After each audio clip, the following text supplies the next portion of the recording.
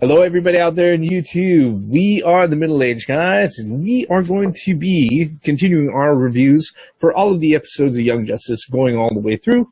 This particular review is going to be covering season number 1, episode 14, Revelation, which originally aired out on October 14, 2011. Let me get the introductions out of the way first. I'm the Reverend. The Theme here. And I'm Grey Mouse 1. Like I said just a few seconds ago, Season 1, Episode 14 of Young Justice Revelation first aired out on October 14th, 2011. Episode is over 6 years old, or almost 6 years old, so there are going to be no spoiler warnings like usual. But we are going to cover, like we do in all of our reviews, a short synopsis, and then 3 particular talking points. First, what we liked about the episode. Second, what we didn't like about the episode, or if there was something that we would want to change, what we would change. And then third, finally, what did we notice this time that we've been watching the episode, because we watched 3, 4, 12, 50 different times by now, that we know serves as a setup or a hint to a future episode or storyline arc. And that's what we usually cover, right, guys? Yeah. All right, let me go ahead and do the synopsis for this particular episode. This particular episode opens up with a huge plant sprouting out of the ground in Metropolis and attacking the populace. After it sprouts out, it quickly dies. However, what happens is that we see the team at Mount Justice. Batman goes ahead and he zetas in, and he tells them, hey, turn on the news really quick, computer, evening news. And he shows that all over the place in places like Gotham City, Taipei, Central City, all these cities are getting attacked by these huge plant creatures that are going wild. In the midst of debriefing the team about the situation and all of that, the satellite feed gets hacked, and guess what? Lo and behold, the Joker's on the screen. He's telling everybody, hey, look, don't adjust that dial, pretty much, and that we've taken over the airwaves. He, along with the other members of the Injustice League, which consists of the Joker, Atomic Skull, Poison Ivy, Ultra Humanite, Count Vertigo, Black Adam, and Wotan, are holding pretty much these major cities hostage with this huge plant creature, and they asked for, what was it, I think, $8 billion American dollars, to be delivered to them. There's no time limit at all, but the longer it takes, the more fun that they're going to have destroying everything. And all the while that they're explaining this, the folks on the team, especially Wally West, Kid Flash, is like, okay, so when do we go out to attack these plants? And he's like, no, you guys have a different job. They're like, the Justice League will have the plants under control very shortly. Of which he expresses his disappointment, only to get socked by Artemis, which is kind of cute, right? And then at this moment in time, he asks, the interaction here is pretty cool, because Zatara walks up and he's like, you know what you're asking him to do, and he simply says they're ready. And then he's like, well, if you guys are going to be off fighting a plant, where does that leave us? And he gets socked by Artemis again.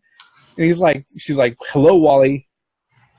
If they're going to be off fighting the plants, those are the guys that we're going to be fighting. And she points to the screen, and he figures out, oh, hey, the team is actually going to be taking on the Injustice League directly, or at least trying to find the main central place where they operate to go ahead and take it down. That part, actually, explanation was a little bit longer than what I wanted it to be. Long story short, they go ahead, they find the plant, and after an extended battle that pretty much takes up, like, literally 2/3 of the whole fucking episode, showing not only the team fighting against the Injustice League, but also the Justice League in these various other cities around the world, trying to save civilians from this huge plant attacking all these multiple spots. They succeed in defeating the Injustice League, destroying the central plant at what looks like the Hall of Doom in the bayous of Louisiana, and they destroy the plant. And right at the moment that it looks like they aren't able to go ahead and actually pull things off, Aqualad, dons the helmet to bring out Dr. Fate to challenge Wotan and the rest of the Injustice League, which in turn actually turns the tide of the whole battle for the end and allows them to go ahead and succeed. They wrap that up. The Justice League, they arrive there at the bayou to go ahead and mop up the villains after they get the situation all in control. And they're like, hey, with this, the secret society has been disbanded. We've handled everything. The people who have all, made everything a hell for us for the last 6 months. But it turns out that the Injustice League are actually guinea pig test proxy for the actual light itself. And at the end of this particular episode, we see who actually makes up the light, the whole super team of mega villains that are pulling the strings behind the scenes and in the shadows. And they consist of Vandal Savage, Lex Luthor, Ra's al Ghul, Ocean Master, Claire and the Rich Boy, the Bialian Queen Bee, and also the Brain, which we saw in the last episode. Yeah, exactly. That if he had a mustache, he'd be twirling that fucking thing. All right. And that's pretty much where we leave off with this particular episode. I didn't want to go ahead and do the play-by-play because literally 2/3 of the episode is like action scenes. Mm-hmm. And there's a lot of stuff that's thrown in between that's really a joy to go ahead and pick up, which is where we're going to start off. For this particular episode, guys, our first talking point, as always, what did you like about the episode? Floor is open. The introduction of Sataro. That was one of my... Look, a lot of people don't know this, but him and Batman have a special relationship. Even though that wasn't pointed out, you could kind of tell that they were kind of, even they had a normal, rational conversation about where they were going to send the Young Justice team. It's like, yeah, you realize what you're really asking them to do. And Batman was like, they're ready. Talking to Sataro directly. I like the way they showcased him throughout the whole, and he was very important even during the end. Yeah. So the introduction of Sataro, I really got a kick out of that. He's the one that taught Batman how to be an escape artist. He's one of the things I liked about the episode. Gray Mouse, what about you? Name certain things that you liked about the episode. What I liked about this episode is the fact how they've been teasing us the whole series. So we had the previous episodes prior to this, we had our run-in with the light, but we didn't know that we had a run-in with the light at that time. We didn't know there were each episode. I think every one of them had an episode that one of the guys starred in it that we didn't really know that was the light, and up until the ending, the reveal. And I really like that.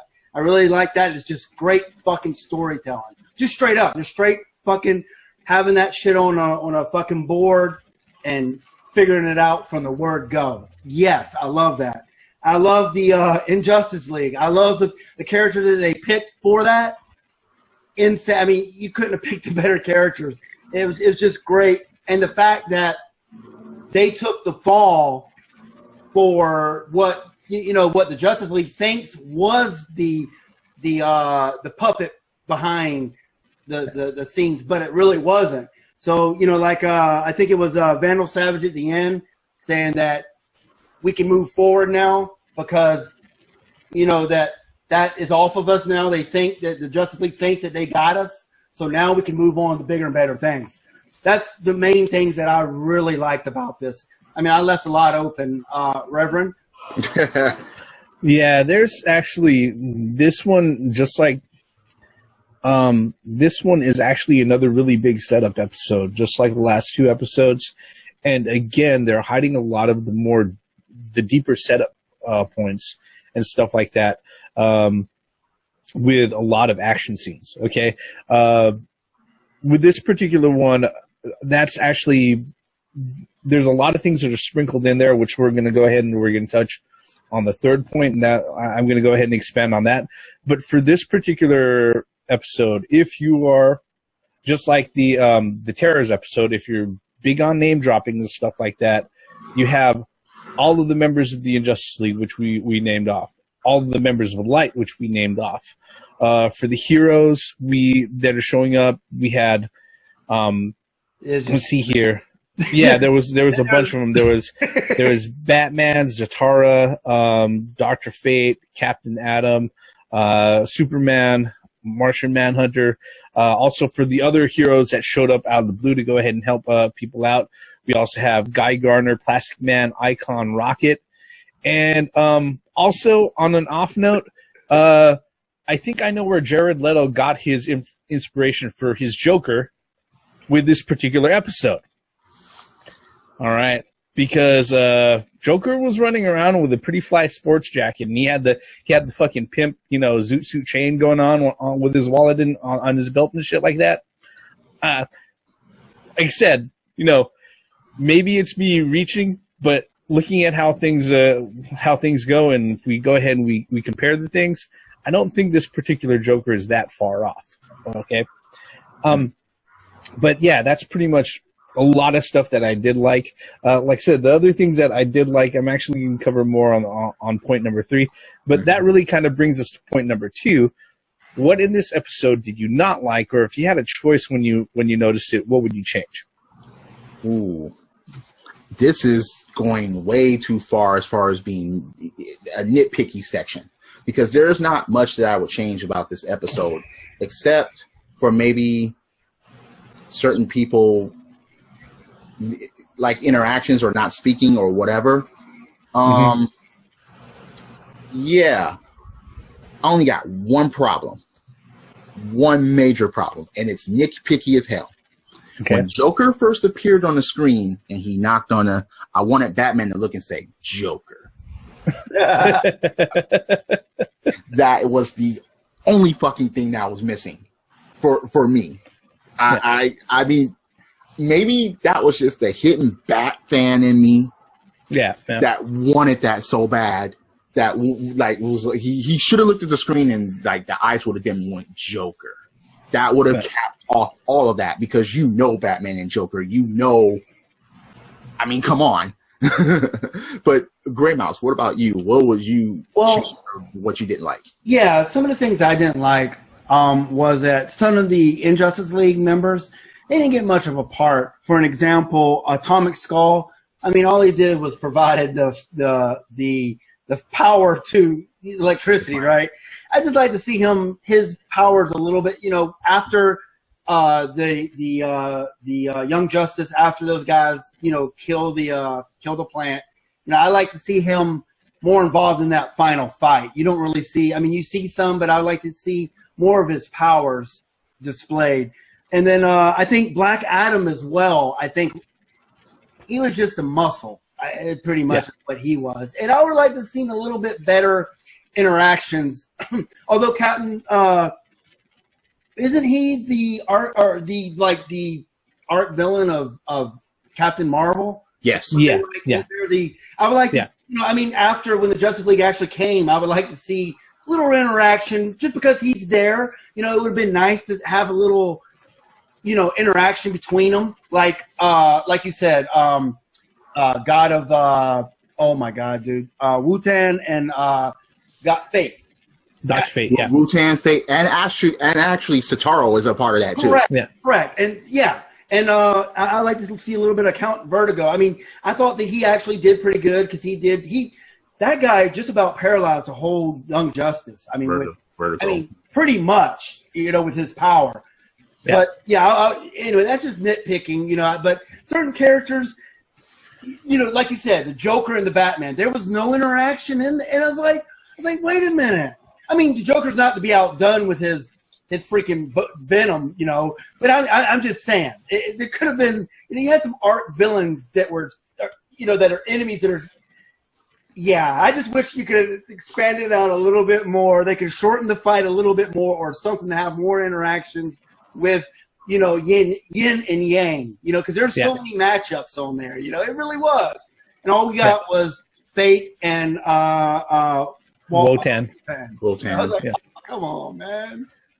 Yeah, I think the funny thing is that myself, before we started up this video and everything, I rewatched the episode to make sure that my notes were right, because there were a lot of, like I said, there's a lot of names to drop.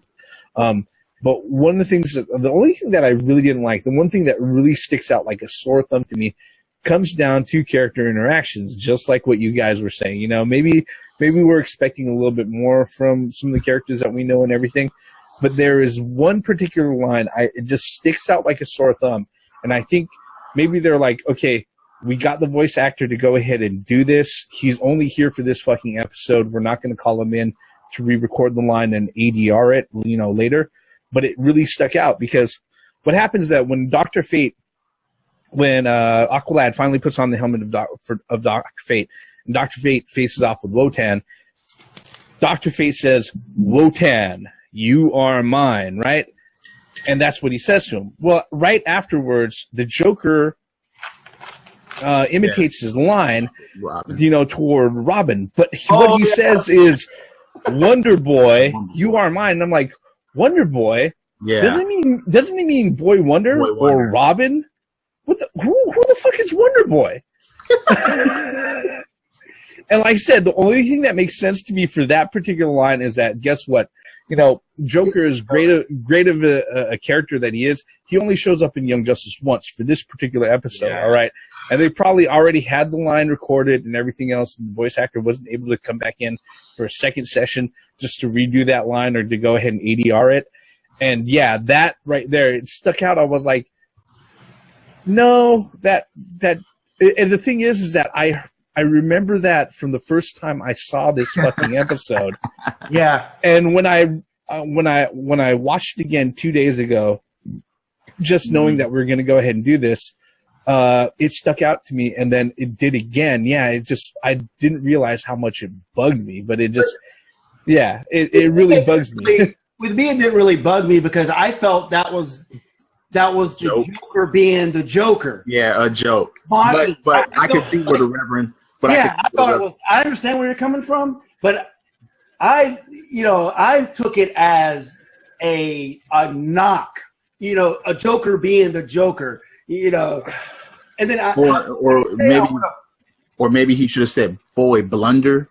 Boy Blunder or Boy Wonder or something like that. But Wonder Boy. But he did say, "I always wanted to carve this bird." Yeah. You know, and that was great. But that particular line, like I said, I don't know if it was a mess up by the actor or something, but that always stuck out. There's another thing that I would like to change. That would have had changed. I would have loved to see Aqualad inside the helmet of fate. This episode should have been 1 fucking hour in order to accommodate all of that.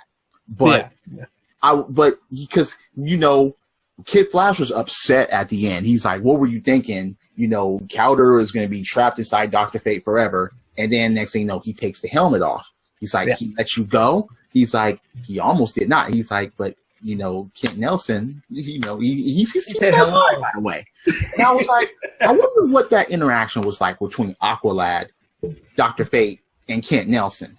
I always wondered that. And damn, Human Knight didn't hardly do anything at all. Yeah. The Ultra Human Knight.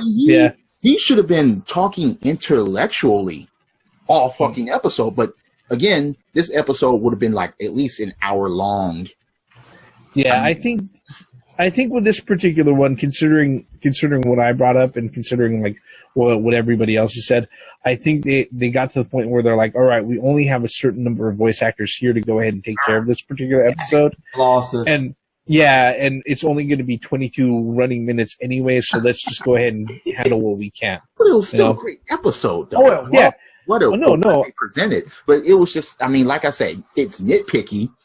Yeah, fuck, dude. I would have loved to have seen a couple of things that I just mentioned.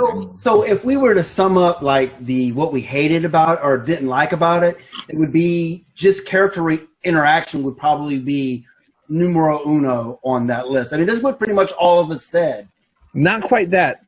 I would have to say specifically that there wasn't enough time for more character interaction, or at least character interaction that we were already kind of expecting. Yeah. All right. Yeah. Okay, but, like I said, they do wonderful things with this. And in fact, it is a very huge setup episode, which will bring us to our third talking point. What did we notice this time around when we watched it that serves as a setup or a reference or a hint for something that's coming in the future? Floor is open. For one, let's look at the characters that first popped up on the screen this episode. You had Icon, you had Rocket, you had Guy Gardner. Yeah. Okay, look, you had Wotan.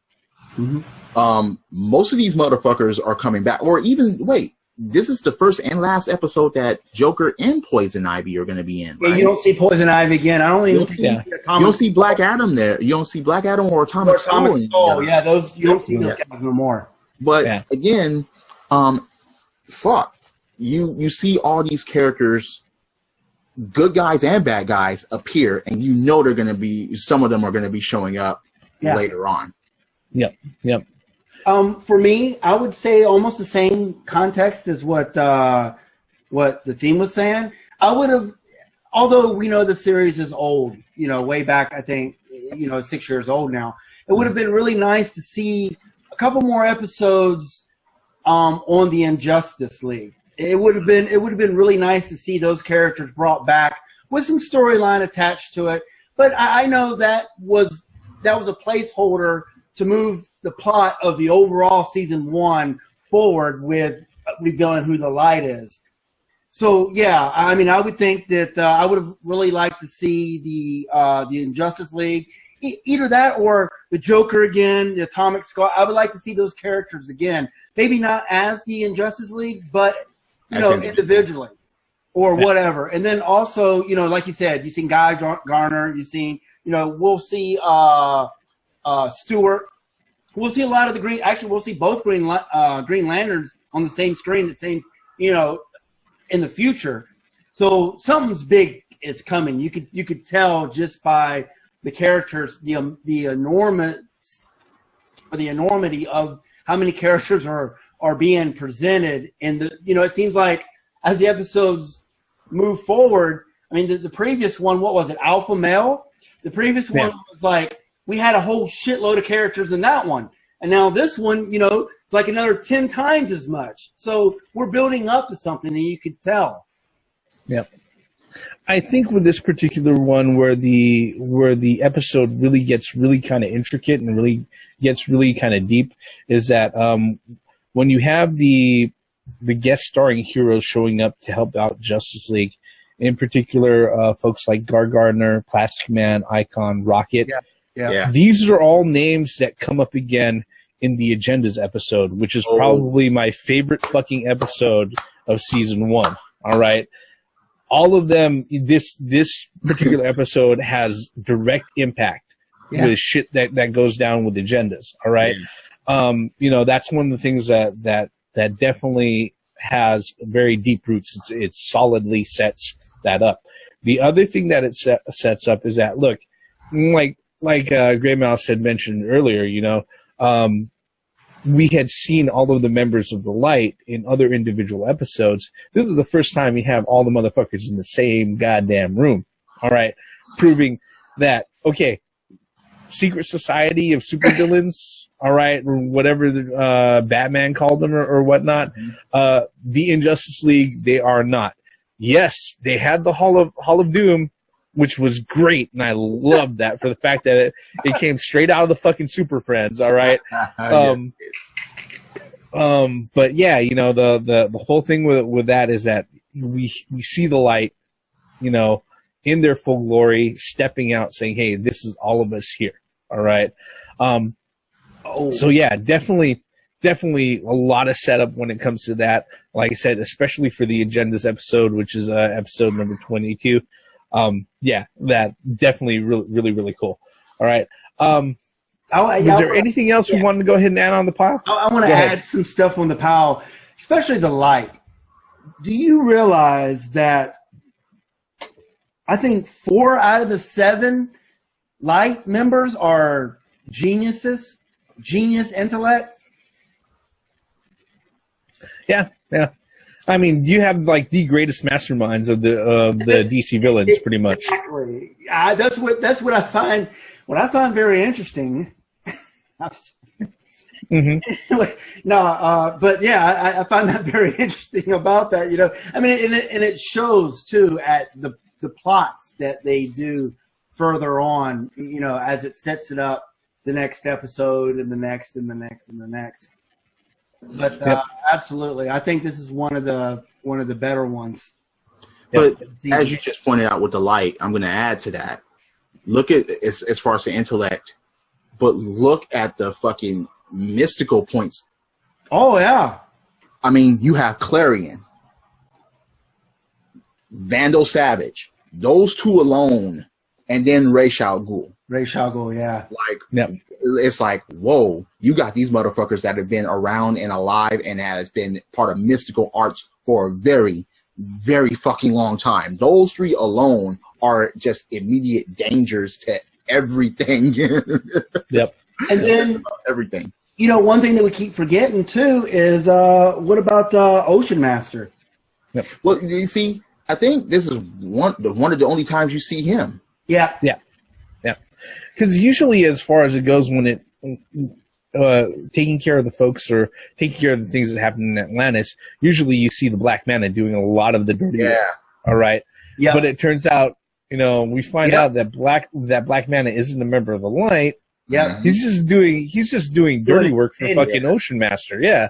Pretty much. So, yeah, it's one of those things that all the name dropping and a lot of that stuff is just like it's a lot of fan service, but I love this for the fact that it's fan service with a purpose. Yeah. Okay.